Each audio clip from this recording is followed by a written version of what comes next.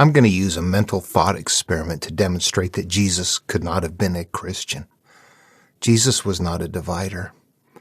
Christians, religious people, by default, if you cling to a religion, a certain kind of religion, you are going to be a divider.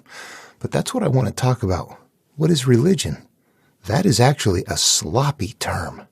I want to talk about that in this video. The first thing I want to do is just pull up the Merriam-Webster definition here, religion as a noun. 1. A personal set or institutionalized system of religious attitudes, beliefs, and practices. That doesn't tell me much. It's just a group of religious attitudes, beliefs, and practices. What is religion? What are religious? Number 2, the service and worship of God or the supernatural. Commitment or devotion to religious faith or observance. The state of a religious cause, principle, or system of beliefs held to with ardor and faith. Scrupulous conformity. Religious. That doesn't describe very much, does it? When you think about it, what we think of religion is just kind of this open blanket. If you have a belief system in something out there, supernatural, that's a religion. But I'm going to tell you, the religions look two possible directions. And here there's a divergence. The term, to me, religion is too broad of a term. That's like saying, hey, where do you come from? And you go, oh, I'm from Earth. We were looking for something more specific. So when you're saying religion, what kind of religion? The kind that looks inward or the kind that looks outward? The kind that hurts people or the kind that helps people? What is religion besides just a term? And I want to talk about this, of course, from the outside, not as the individual that is a religious person, because people have their own definition. They're going to say, I'm religious and this is what it means to me. But as definitions go, it's very inaccurate and sloppy. Think about this. You got people walking around carrying signs, crosses, yay, Jesus, American flags. We're going to make this place great again. And meanwhile, you're an American going, what the hell are you talking about? What are you doing with that flag and cross? Something isn't right here. People are using these symbols in ways that are not consistent. And we see that there's an issue. Religions around the world do not act the same. And the more you know them and the more you understand them, the more you see that they don't. And there's certain ones that act horrific and there's certain ones that act good. The popular ones are the ones that act horrific. They're the ones that look outward into space, that give you the option to look inward, but they look outward to space. The religions like Taoism and Buddhism that teach you right off the bat to look inward, they are different. They are different. They teach you to take personal responsibility for your condition and your current state in this life, while outward-looking religions, the Abrahamic ones, will instruct you to just forget about life and turn it over to a higher being. And that is significantly different in a mental process. One of them is taking action. One of them is ignoring it. It's 180 degrees out of phase with each other. One looks outward, one looks inward. One takes action, one waits for something else to take action. And actually, that might be better described in a way like this, that you're looking for happiness. And one of them tells you, here's how you work at happiness now. It's very hard. It's painful. This is what you must do and you will be happy now. The other one says, be happy. Turn it over here and we're going to defer it. But after you die, things are going to change. How does your head work?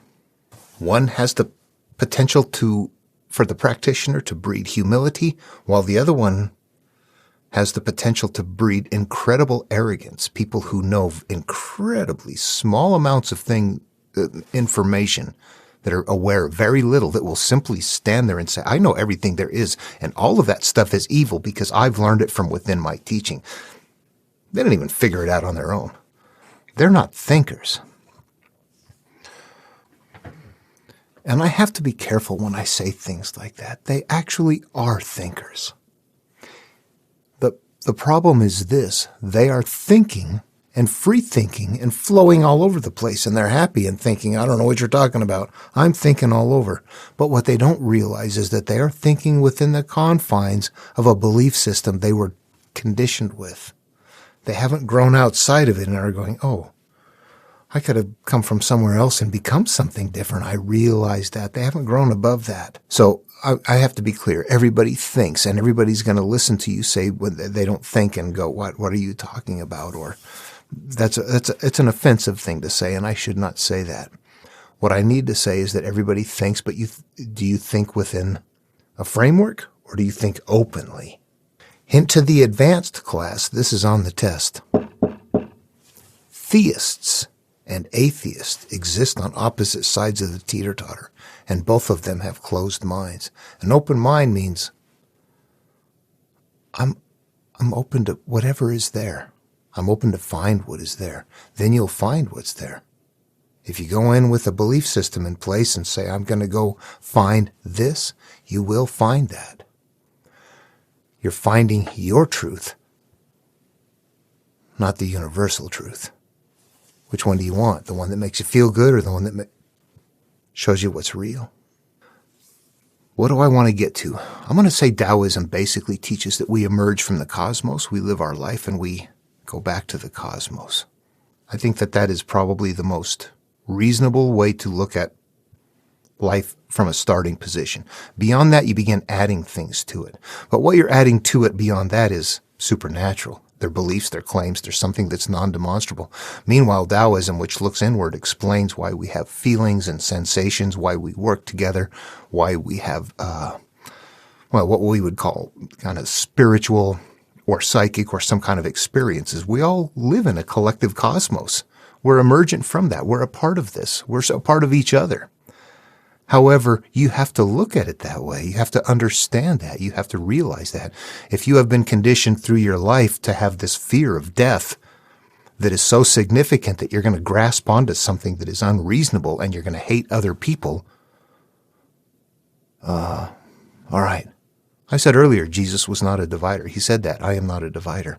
And there's a story that goes with that, and people will say that means that this, just at this moment in time, when it came to the request to divide things up for the people. And he said, no, I'm not a divider. But all of these are nested stories. I don't look at that as a literal, oh, that just happened right there.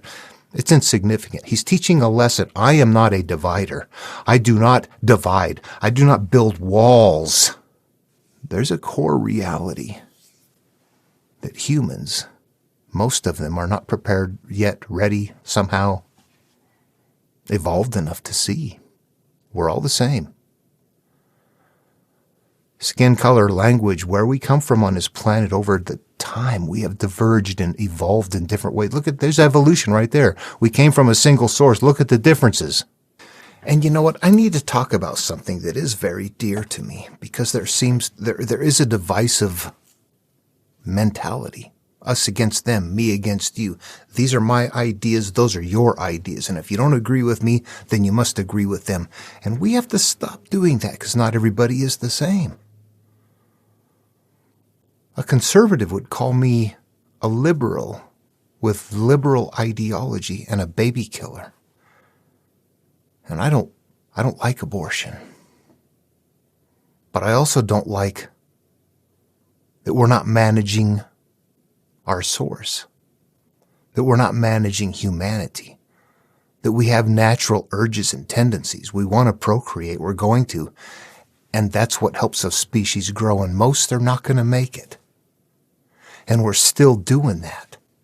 And we're not recognizing it, and so we're not interacting with it. We shouldn't be having to abort. Yet we should still be able to understand our urges and function somehow. We should be able to avoid. There should be birth control available widely, super easily. We are functioning in the background with DNA. People are going to do it. You did it. Ignoring that and calling it sin is screwing us. It's a denying reality. We have to look at things for what they are and manage them in a manner that is best for humanity. So you don't ignore it. You don't force it to happen. You don't make it one way or the other. You sit back and go, what's going on? What can we do to understand this, to manage humanity? You make changes for the future, for our grandkids. You don't just think in the here and the now in your own pain and your own shame. Every once in a while, I bust out and go on these rants, all of my videos where everything is fine. In the background, you're like, oh my God. We all put on a show, don't we? It's not okay. But I'm going to keep doing what I'm doing. And I want to say that if you interpret Buddha, Lao Tzu, Jesus' core material, their teachings, in a way where you mirror it in the psyche, naming is the origin of all particular things from Lao Tzu doesn't mean anything in the physical world. This is mental. This means when we begin to have our life experiences, we name them, we decide what this experience is, whether I like it or not. That is the beginning of who and what we become. And that all the things that we accumulate along the way are hurtful, painful. We want to extract ourselves from that. Jesus' first teaching in his Sermon on the Mount is blessed in the poor in spirit. If you mirror that in the psyche, that means getting rid of all of that stuff. You have a good life. You're not accumulating those things. They're going to be teaching the same thing. Jesus, Buddha, Lao Tzu, they were not dividers. There's something core in there. If you are using Jesus' material and you are judging other people, you're not following Jesus' teachings. Yeah, that's what I see. As a non-Christian, as a spiritual seeker who is following the teachings of our masters and the avatars from antiquity, you're not getting it.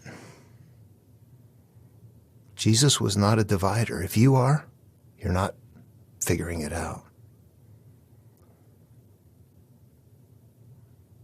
Hope this video was fun. Love one another. We'll see you in the next one.